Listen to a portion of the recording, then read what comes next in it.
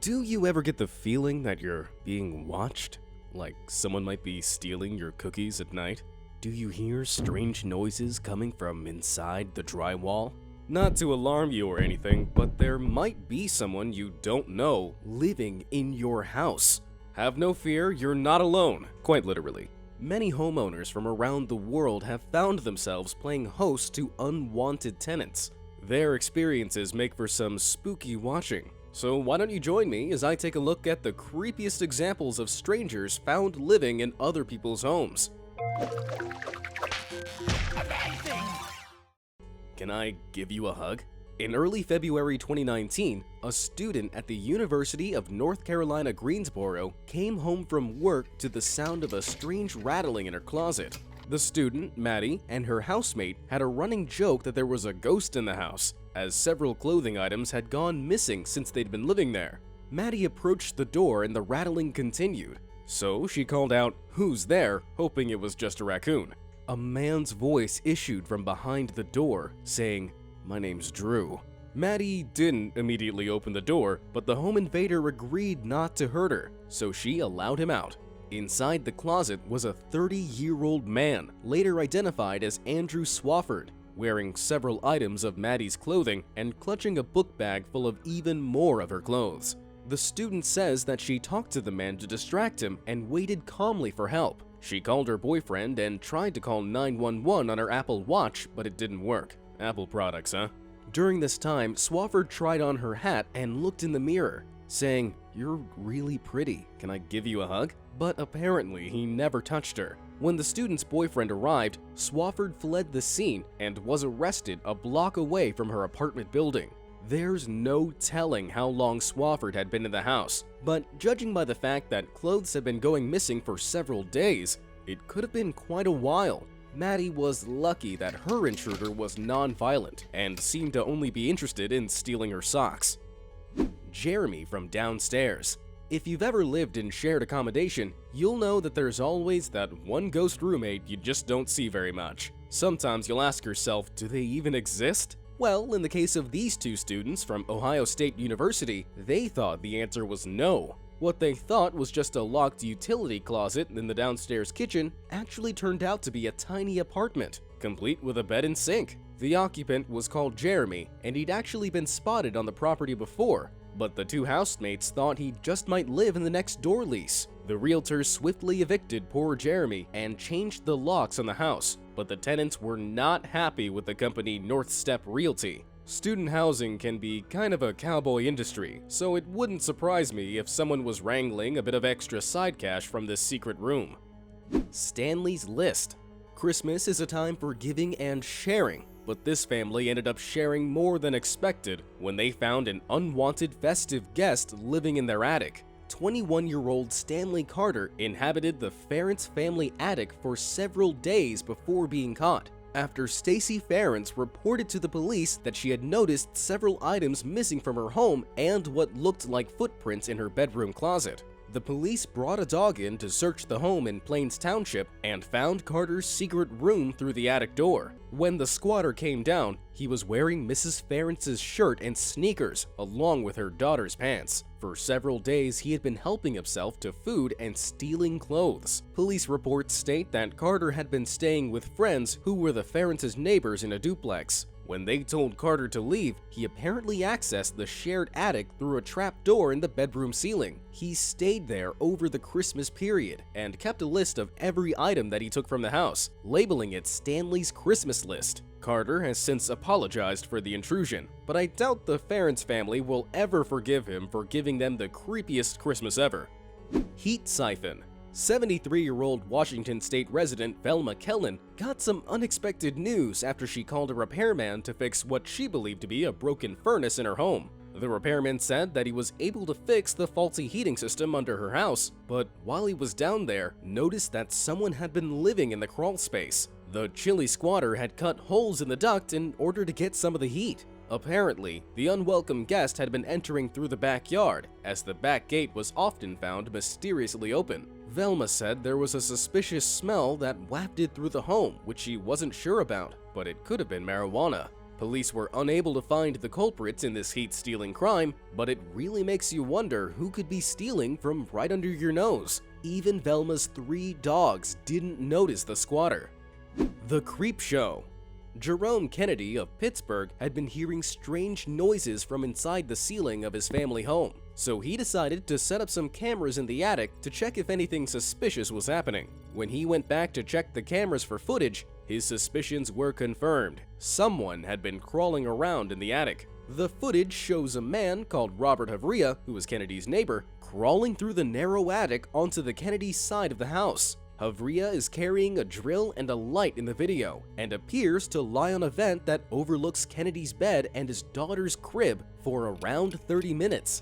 Kennedy noted that this behavior was extremely creepy, and that he felt his privacy had been violated. As a result, Havria was charged with burglary, criminal trespassing, and stalking. At least now the Kennedys and their daughter can sleep in peace, and won't be a part of this Peeping Tom's creep show.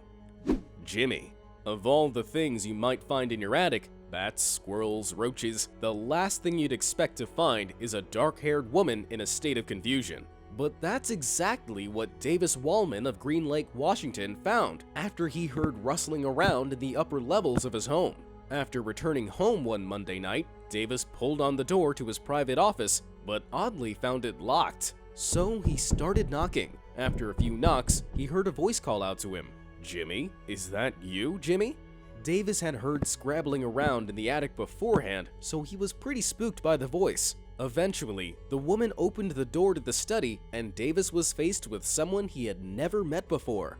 When he asked her why she was in his house, the woman responded by saying that it was her house, and that Jimmy had said she could live there. Davis says he called the police immediately, but they took around 18 minutes to arrive, and by that time, the woman had absconded. Police have not found the suspect, and Davis had all the locks changed, but the mysterious Jimmy may well still be at large, telling people they can live in houses that don't belong to them. Christian Hobbs. If you were living in a home as small as a trailer, you really wouldn't expect to have someone else occupying that space without you knowing. But when an unnamed woman from Massachusetts went to use the bathroom in her mobile home, that's exactly what she found. She noticed some strange movement in the air duct below her and decided to peer into it, which is when she saw a man's face staring back at her. Knowing he was busted, the man said hello from his creeping hiding place. It turned out that the man was Christian Hobbs, who had sold the trailer to the woman 2 weeks earlier. He'd set up cameras and a place to hide while he was working on the trailer. The woman had rejected his romantic advances, so he broke in and installed 2 baby monitors in the walls of the trailer. By the time he was caught, the 44-year-old man had spent 2 days beneath the trailer, living off power bars and recording the woman and her 4-year-old son. When caught by Salem police, he immediately blurted out that he was guilty, apparently proud of his crimes. Chilling. Living with a squatter.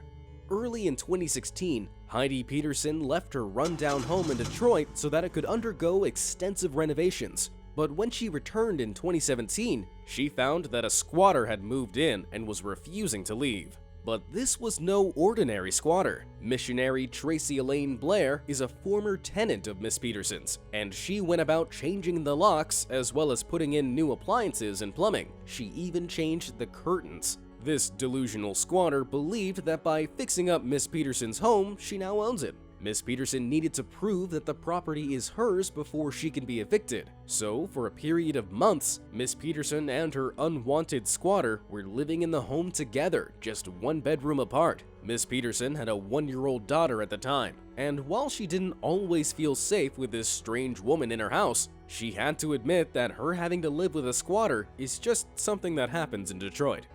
Alexander Cooper.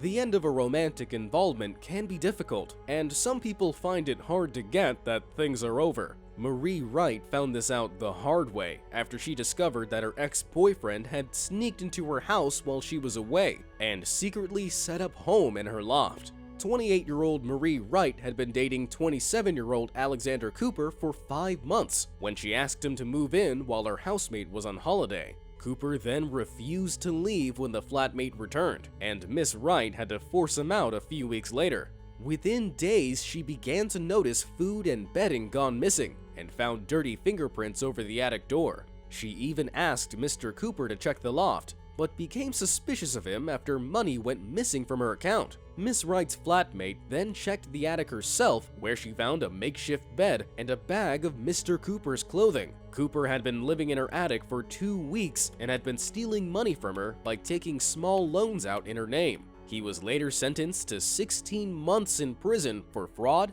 theft, and perverting the course of justice. Joe Cummings.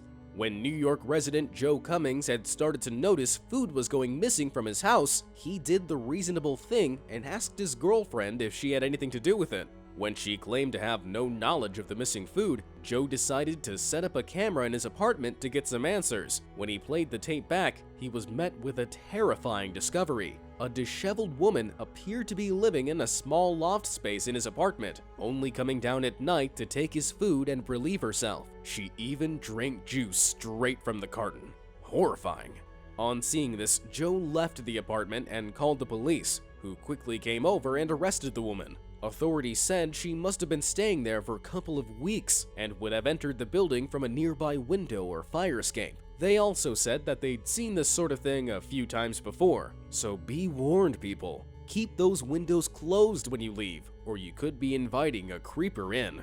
Have you ever had anything like this happen to you? And what would you do if you found a squatter living in your home? Let me know in the comment section down below. And as always, thanks for watching and see you next time.